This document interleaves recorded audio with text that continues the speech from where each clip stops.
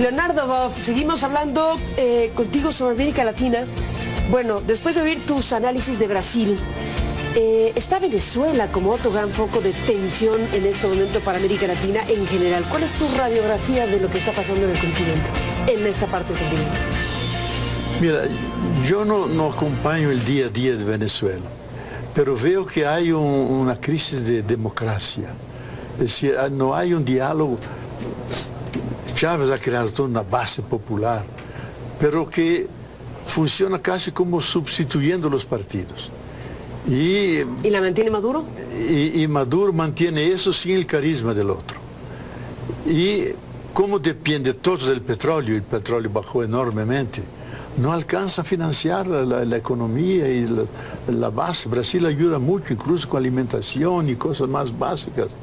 Y siempre hemos estado al lado porque sabemos que por detrás hay grupos de extrema derecha que quieren implantar, no solamente en Venezuela, en América Latina, hay un ascenso de toda la derecha en el continente.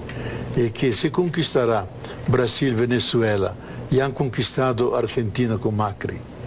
Entonces, el continente entero va caminando en la línea de alinearse a los Estados Unidos, que tiene como lema en el Pentágono un solo mundo, un solo imperio, y cubrir todos los espacios. Entonces ahí nos escapan ahí algunos espacios. Y para muchos de Estados Unidos ahora sabemos que la crisis de Brasil es monitorada minuto a minuto desde Estados Unidos. Grandes analistas, incluso Chomsky lo denunció, escribió un artículo duro diciendo que una banda de ladrones están acusando a una mujer inocente y una mujer extremadamente limpia en política. Entonces, quiere que todos se alineen, van a la línea de Estados Unidos. Y eso supone desestabilizar los gobiernos más populares, más democráticos, que tienen una democracia más participativa, que sea solamente representativa, donde ellos pueden controlar, pagar. Pero ahí, bueno, estamos frente al tema de es una acción inducida con ese propósito o son asuntos internos de las grandes contradicciones internas que cruzan por la baja del petróleo, por el desabasto, por confrontación y polarización interna genuina también. Hay una mezcla de cosas, no solo en Venezuela, sino en algunos otros lugares de América Latina. Ahí hay una articulación de grupos nacionales más de derecha que se articula muy bien con los grupos de Estados Unidos que son imperiales, quieren mantener el control de la situación del mundo. Y tiene dos maneras de controlar: con armas nucleares para matar a todos y controlar el dólar. No lleguemos a esos puntos, Leonardo. No, porque... con arma nuclear, no. Pero Chomsky dice en la última conferencia que yo asistí en Buenos Aires, que hay una división en el Pentágono, que o atacamos ahora a China, la destruimos, o después será imposible. No, bueno, eso es una locura. Es locura, pero los locos son ellos, porque tienen las armas y no es para jugar. Entonces, la otra es mantener la hegemonía del dólar como la moneda de referencia en todos los negocios mundiales. Y los BRICS les escapa, Brasil les está escapando. Y eso ellos no toleran porque es un punto importante de la dominación, no es solamente militar, es ideológica, es económica, es de mil formas. Entonces ellos acompañan eso.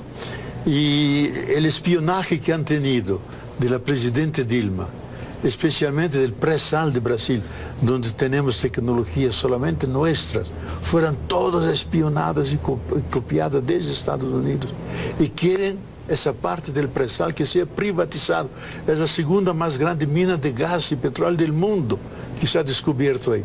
Por nada que no han puesto la cuarta frota con aviones y armas nucleares que vigilan esa parte del océano. Y no toleran una potencia emergente como Brasil, volcada hacia África. Bueno, eso sobre el espionaje, hay que recordar que la propia Dilma reclamó a Obama en persona, literalmente en un encuentro público, una escena poco común de una presidenta que reclama los sistemas de espionaje que se echaron a dar y que quedaron descubiertos, pues masivamente. Al final de cuentas es uno de los signos. Sí, oficialmente en la ONU, en su discurso, lo reclamó. Ahora, estamos también, Leonardo, además del seguimiento y de lo que está pasando en toda América Latina, con la mirada puesta en Estados Unidos y su propio proceso electoral. Ha habido una irrupción del fenómeno Trump, estamos siguiendo de cerca la situación que vive Hillary Clinton, ahora con nuevas informaciones acerca de la utilización de su servidor personal para correos electrónicos, lo cual la coloca en una situación comprometida. La irrupción de un personaje como Bernie Sanders. En fin, ¿cómo ve Bob la elección estadounidense? A mi juicio, y ahí sigo ese gran economista, ecologista, Jeffrey Sachs, dice, de los candidatos todos, la peor es la Hillary, porque está articulada con Wall Street, con los organismos de seguridad militares, y como ministra de Relaciones Exteriores ha utilizado siempre la violencia para resolver los problemas. Y tiene esa visión de mantener el imperio, la hegemonía, las intervenciones en los países del norte de África, Medio Oriente, utilizando la violencia. Trump dice eso, una persona, un payaso que tiene publicidad, mucha plata, pero no tenemos alternativas que sean importantes para el mundo, porque finalmente Estados Unidos es la potencia que determina hacia dónde va el mundo, sea en aspectos de la economía, sea en aspectos de la ecología. Entonces, yo creo que la humanidad debía votar, no solamente los americanos. Eso no va a suceder, y tú lo sabes, eso no va a suceder, aunque tenga tal influencia Estados Unidos en el resto del planeta, lo van a decidir los estadounidenses. Pero bueno, entiendo la broma y la lógica y la metáfora. Déjame hacer una pausa, Leonardo, para regresar en la parte final de esta conversación. No quiero despedirme sin preguntarte sobre el tema de la ecología, porque además de la teología de la liberación que te identifica con tu existencia, está el tema también de la ecología que has abordado muy ampliamente en los últimos años.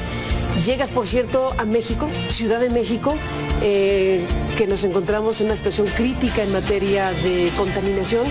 Volvamos con eso, si te parece. Vamos, es un tema que me interesa mucho.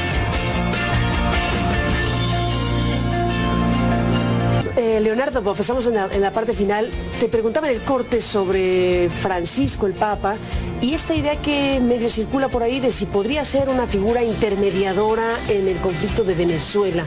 ¿Lo ves? Yo creo que es posible, porque la ha intermediado Cuba y Estados Unidos, que era mucho más difícil. Pero yo no sé si la cosa es tan compleja que un Papa puede decir una palabra que decide. No que decida, que colabore a sentar bases. Él no va a decidir, sí, no, desde luego, son los venezolanos. Pero yo me temo que el Papa no se arriesga a entrar directamente en las políticas nacionales. Leonardo, en esto que nos queda de tiempo, que es casi nada, la ecología, para ti un gran tema y para el mundo, desde luego. Para mí es el tema eje. O cambiamos o morimos. Punto. Porque estamos en un punto de calentamiento, de caos del sistema tierra y sistema vida por la agresión de la industrialización. O cambiamos la manera de producción, de consumo, de distribución, o vamos al encuentro de lo peor.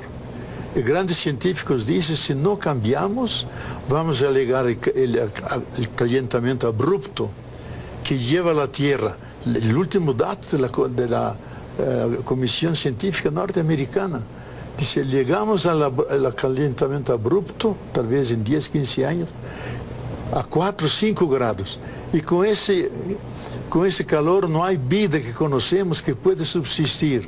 Y gran parte de la humanidad va a desaparecer. Entonces no es poca cosa trabajar la ecología.